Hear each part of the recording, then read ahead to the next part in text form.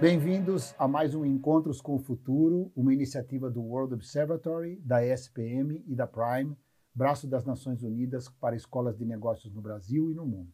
Ao meu lado, o professor Dr. Rafael Lionello, de Marketing Analytics da escola da Inova ESPM. Muito obrigado, Rafael. Obrigado.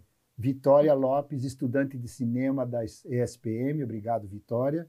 E temos a grata presença de Celso Mendes, que é diretor executivo da Sompo e responsável pelo marketing. Celso, muito obrigado pela tua presença, é um prazer grande ter você aqui. E nós vamos conversar um pouco sobre você, sobre a tua empresa, sobre a sua carreira, sobre o seu setor, e vamos aproximar cada vez mais a academia do mercado, que é justamente um dos principais objetivos do Encontros com o Futuro. Ótimo, prazer também estar aqui com vocês, uma honra de estar representando a Sompo nessa oportunidade com vocês. Você estava comentando agora há pouco que já está na Sompo há muito tempo, já fez várias coisas. Conta um pouquinho para nós da sua trajetória na Sompo, por favor. Tem 31 anos já no grupo, né? Uma jornada até diferente hoje em dia, né? Da média do pessoal e tudo mais, mas se você me perguntasse lá no começo se ia ficar 31 anos, eu achava que não, tá? Vou ficar uns 2, 3 anos aqui, era estudante de propaganda e marketing, vou pagar minha faculdade, mas enfim, os caminhos foram se abrindo, as oportunidades foram acontecendo e a gente foi crescendo junto. Comecei na área, não nessa área de propaganda e marketing, mas de recursos humanos, gostei da área. Aí depois da faculdade, dei sequência aí, especializando na parte de gestão de pessoas, MBA executivo, me tornando aí alguém que pudesse abraçar um pouquinho mais de outras causas dentro da empresa, né? E assim foi minha trajetória ao longo do tempo. Hoje, estou responsável pela área de marketing, também pelo recursos humanos, facilities, né? Algumas pessoas ainda chamam de patrimônio, administrativo, compras e também o nosso jurídico. Então, essas são Tranquilo, então. Muita diversão, muita diversão. A tua agenda é tranquila, Muitas, uma coisa só, né, de cada vez. Sempre tem coisas novas, né? E eu até brinco, né? Quando eu era jovem lá, eu tinha uma ambição de saber falar um pouco de tudo, né? E de alguma maneira isso aconteceu mesmo, claro, né, na minha carreira, né? Já teve períodos que eu liderei gestão de risco e compliance, já teve períodos de liderar operações, sinistros também ao longo dos últimos anos. Então a gente tenta ser multi-skill aí o suficiente para poder trocando o chapéu de acordo com as necessidades. Mas no fundo, sempre tem algo que eu de alguma maneira vejo como algo que é uniforme nessas áreas que eu tenho atuado, que é o cuidado ou com pessoas ou o cuidado com os clientes. Então, em geral, navega um pouco nessas áreas, né? Todas essas que eu tenho feito aí a gestão ao longo dos últimos anos. Muito bom. Conta um pouquinho da Sompo. O que a Sompo faz? Como é que ela está atuando agora? Quais são os grandes desafios que vocês têm enfrentado recentemente? É uma empresa grande, né? Então conta para nós como é que vocês estão trabalhando ultimamente aí. Vamos lá, dar um toque pelo menos para a gente, quem não conhece, né, dar uma perspectiva aí global de Sompo. Então a Sompo é uma seguradora de origem japonesa. Começou há mais de 135 anos lá no Japão. Mas já temos o nosso pé aqui no Brasil há 65 anos, inclusive completamos nesse ano. Tá? A licença, inclusive, para a empresa operar ainda foi assinada ali pelo Juscelino Kubitschek, é dessa época. Então, ao longo do tempo, várias mudanças inclusive de marca, né, de nome de empresa e tudo mais, de acionistas aconteceram, mas a Sompo esteve sempre junto com a gente desde esse início, lá em 1959. Tá? Hoje, a gente está focado em seguros corporativos e do agronegócio. Então, o agronegócio a gente tem tanto a parte de colheita e também um complemento que são dos maquinários e equipamentos agrícolas. Somos muito forte já nessa parte de equipamentos há mais de 10 anos, tem um histórico realmente bastante relevante no mercado e já somos até na parte de colheita, né, já o sexto do mercado. Então, a gente tem crescido bastante também nessa parte. É um mundo que as empresas se voltaram muito ao longo dos últimos anos. Eu acho até que a pandemia deu uma evidência maior para o mundo do agro, mas cada vez fica mais claro para mim que ele já vem aí crescendo, já a coisa de 20, 30 anos, a gente aqui, às vezes nas capitais, não tinha essa percepção tão clara, né? Acho que isso é muito claro. Eu, inclusive, tenho origem de família de interior, mas é aquele movimento do êxodo rural que o pessoal fez, então largou um pouco dessa base. Aqueles que se mantiveram ali persistentes, hoje estão um mundo de modernidade aí.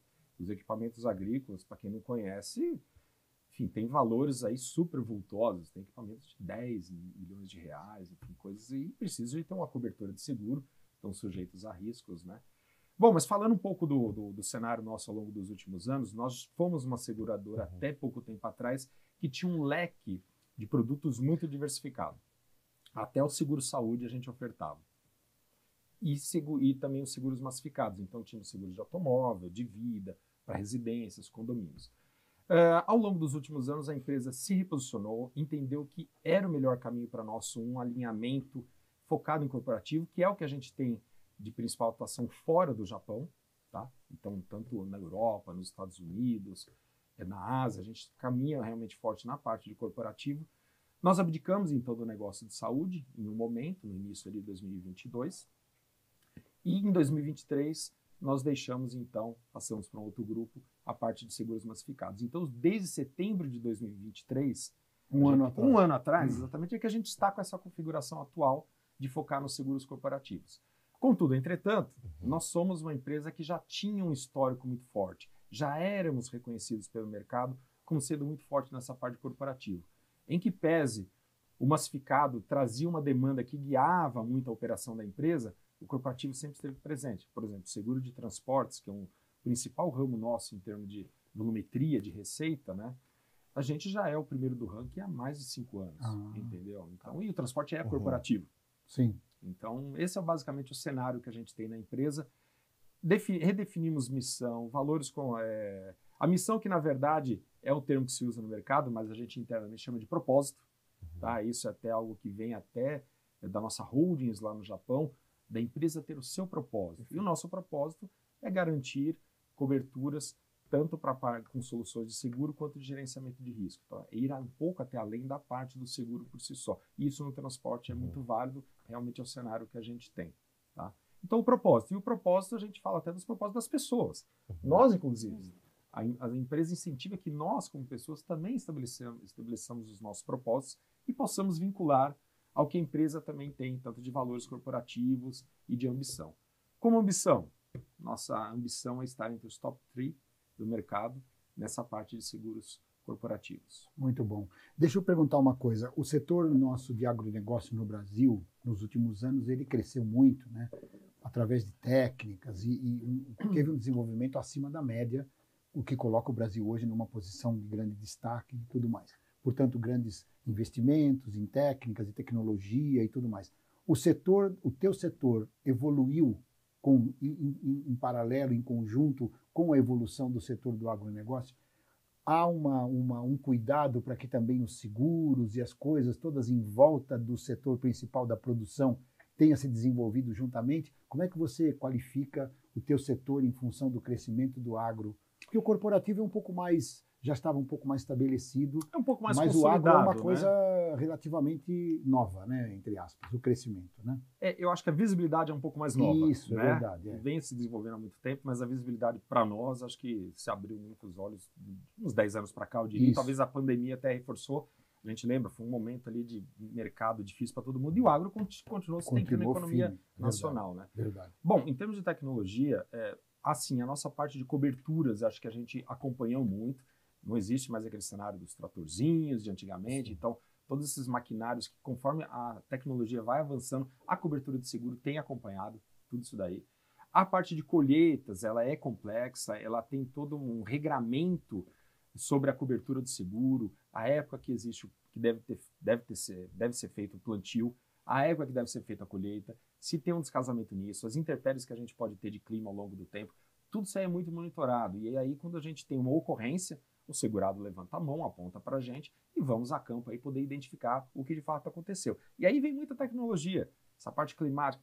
Teve lá uma chuva, como que foi essa volumetria de chuva? É algo que impactou mesmo o negócio? Impactaria ou não? O crescimento da soja, por exemplo, que é um dos principais produtos que a gente tem de colheita no Brasil, e o milho, esses são os dois principais que a gente tem em cobertura, eles podem estar sendo prejudicados. E aí você consegue identificar. Então a tecnologia vem muito nessa apuração do que a gente tem de ocorrências, né? Então essa parte climática evolui muito, muito, muito, muito ao longo do tempo. A gente até tem parcerias, né, com o pessoal de tecnologia de Piracicaba, onde lá existe um polo muito forte, né, do agrobusiness, e eles têm todo esse aparato de tecnologia que, de alguma maneira, tem funcionado para a gente tem estabelecido parcerias muito fortes. Quer dizer que o Brasil, na tua área, está acompanhando a evolução do acompanhando, mercado, acompanha o mundo inteiro, né? Essa coisa do clima, Sim. das cotações, Sim. essa coisa toda. Sim. Então, nós estamos numa posição também na questão de seguros e proteção De coberturas. avançados para isso. Isso é muito bom saber, para mostrar a robustez do mercado, né? Rafael? Celso, tu falou uma coisa muito interessante, falou várias, né? Mas teve uma que me chamou mais atenção, que foi que na tua carreira, né, na maioria das vezes, ou quase sempre, tu esteve envolvido com cuidado de pessoas, né? Sim. Então, gestão de pessoas e, mais recentemente, gestão de clientes. Aí eu gostaria que tu comentasse um pouco, para o pessoal que trabalha com marketing, pretende trabalhar com marketing, um pouco de como que trabalhar com pessoas, mas aí colaboradores, te ajudou mais tarde, né, a trabalhar numa área de marketing com clientes, né? Que tipo de aprendizado e competências tu conseguiu levar para o outro lado, né? Olha, tem um conceito até que a gente trabalha muito na empresa, que é um conceito japonês, que chama omotenashi.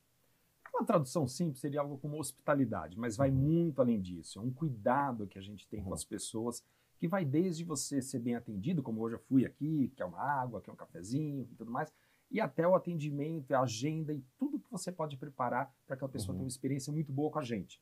Então, essa experiência muito boa já é um alvo nosso como gestão de pessoas, os nossos colaboradores, nossa equipe, e aí o que a gente faz é replicar esse conceito também para a parte de clientes, para que ele tenha uma experiência do começo ao fim conosco muito positiva e que consigamos fazer uma fidelidade, conseguir uma fidelidade desse cliente, tal qual a gente busca também com os colaboradores. Mas posso adicionar algo sobre esse assunto, e acho que é muito interessante aí para as pessoas que estudam comunicação e tudo mais. Ao longo do tempo, o que acontece? A gente ganhou muito corpo na comunicação interna, focado em gestão de pessoas. E eu sou de uma época que a gente não tinha muita evidência nessa parte lá pelos estudos, né, pela faculdade. E a gente foi observando até ao longo do tempo que o tradicional profissional de comunicação, ele tinha muito olho voltado para a parte externa. E ficava um pouco mais em segundo plano a parte interna. E, de alguma maneira, nas organizações, cada uma foi tomando seus caminhos. Nós levamos a comunicação interna para a área de recursos humanos, para a área de gestão de pessoas. Mas que só funciona também com profissionais oriundos de comunicação, mas que priorizem isso e não deixem realmente no segundo plano. Esse é o nosso formato atual. Então, nós temos a área de marketing focada na parte externa, na marca, e temos a parte de comunicação interna que fica ali dentro de gestão de pessoas, que hoje com pessoas, inclusive, de formação nessa área de comunicação. E aí você vê, o foco é diferente, o foco é diferente e tal, mas ambos têm a preocupação e o cuidado de levar a informação, da transparência. Hoje se fala muito de employer branding. Então eu fico de olho num lado, que é a marca para o mercado, para os clientes, e tem outro lado também. Então você ter certificações, nós somos uma empresa certificada para GPTW, Great Place to Work. Então você busca também essas evidências de favorecer a marca empregadora. Então acho que isso é muito interessante. Essa expansão do conceito de marca de somente clientes e você levar também para a equipe interna. E vice-versa. Você consegue levar conceitos que você tem de cuidado de um lado também para o outro. Muito interessante isso. Eu queria focar na área externa. Sim. Eu queria saber como é que vocês fazem o marketing de vocês, qual é a abordagem, qual é a estratégia. Olha, essa mudança de posicionamento da marca que a gente teve ao longo dos últimos anos aí fez a gente reposicionar, inclusive, as nossas iniciativas.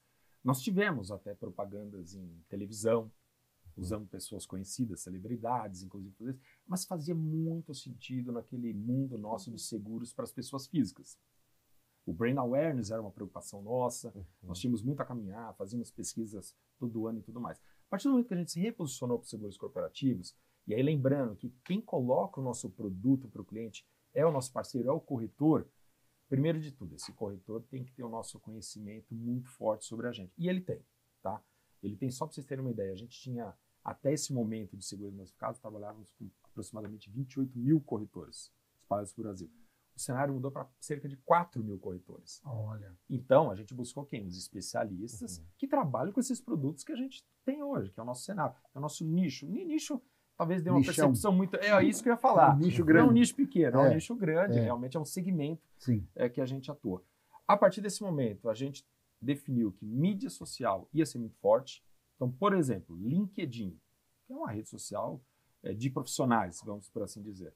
A gente acompanha os executivos, como eu, na sua publicação de artigos, no nosso número de seguidores, nas publicações da empresa. A gente replica dentro do LinkedIn muitos materiais que são para marcas, são para fora, são para clientes, porque ali você tem decisores sobre os nossos produtos. Decisores podem ser pessoas da área financeira de uma empresa, da área de compras de uma empresa. Enfim, esse pessoal está ali dentro, né? E o nosso maior investimento, e aí eu vou fazer uma propaganda aqui, mas tem tudo a ver com o que a gente está vivendo aqui. Claro. A nossa iniciativa individual mais forte que a gente teve foi a introdução de um podcast, né? Contamos até com a Glória Vanik fazendo as entrevistas. Fizemos uma primeira temporada que começou no ano passado e terminou no primeiro trimestre desse ano. E a gente agora já lançou, inclusive, 2 episódios. Então, esse é o modelo que a gente tem buscado. O trabalho nosso da marca, a gente coloca como somos especialistas em proteger as suas responsabilidades. Então, o papel do indivíduo, ele ganhou mais relevância nesse modelo, nesse approach que a gente teve de commercial, que é como a gente chama o segmento mais corporativo. Então, a individualidade, a gente expor que a gente tem excelentes técnicos, excelentes profissionais, tudo isso leva a credibilidade. Então, a gente seguiu muito esse caminho. E mídia social a gente é muito forte, tá? Abdicamos realmente dos veículos mais populares, vamos por assim dizer, que a gente já usou no passado, TV, rádio, mas é o que faz sentido. Outra parte que é muito importante para a gente são os eventos do mercado. Então, tem um evento AgriShow, por exemplo, vai ter nosso público lá, vai ter nosso pessoal lá. A gente vai ter um evento daqui a pouco que é um de agrobusiness dedicado às mulheres do agrobusiness. Olha. Então, vamos ter nossas colegas também lá, representando a Sompo. Um evento importante também que a gente tem na agenda de seguros, que é a Associação Brasileira de Gestão de Risco, Gerenciamento de Risco, também tem um evento anual, transporte muito ligado a esse ramo, também vamos estar lá presente. Muitas vezes com stand, às vezes não, mas pelo menos os nossos profissionais vão estar circulando dentro desses meios. E assim a gente vai se aproximando dos decisores. De novo, temos o canal, os corretores, e a gente cuida muito deles, mas também queremos que o cliente final nos perceba e nos reconheça também como a referência nos seguros que a gente tem. Esse ano, a partir desse momento de transformação que a gente teve, a gente até estabeleceu um chamado roadshow, em que o presidente, o nosso diretor comercial, rodaram o Brasil, fazendo eventos com o canal, aí sim com os corretores, tá? Estamos também fazendo uma chamada confraria, assim foi o nome que a gente deu, para eventos que a gente está realizando aqui na Matriz, aqui em São Paulo, que a gente convida corretores do Brasil inteiro, os nossos principais parceiros, para se aproximar. Então, essa aproximação acho que é muito importante no segmento que a gente está. Muito, muito, muito bom. Como a temática nossa aqui é um encontros com o futuro, né? Eu queria que você comentasse algumas coisas a respeito de como você vê o futuro do teu negócio, o futuro da tua empresa, onde vocês vão estar focando, o que o setor de agronegócio corporativo pode oferecer ainda em termos de crescimento no Brasil, se eles têm uma penetração ainda baixa na utilização desse tipo de produto ou se ainda vai crescer muito. Enfim, como é que você vê o futuro do teu setor e da tua empresa nesse segmento? Olha, eu acho que a gente, geograficamente, nós somos um continente, né? Esse é o cenário do nosso país. E quando a gente olha a penetração do seguro, a gente vê realmente espaços ali a serem mais preenchidos. A gente tem Centro-Oeste muito forte, que a gente chama de cinturão verde, né? Vamos dizer assim, já na parte do agro. O Sul também muito forte, Sudeste muito estabelecido. Norte e Nordeste.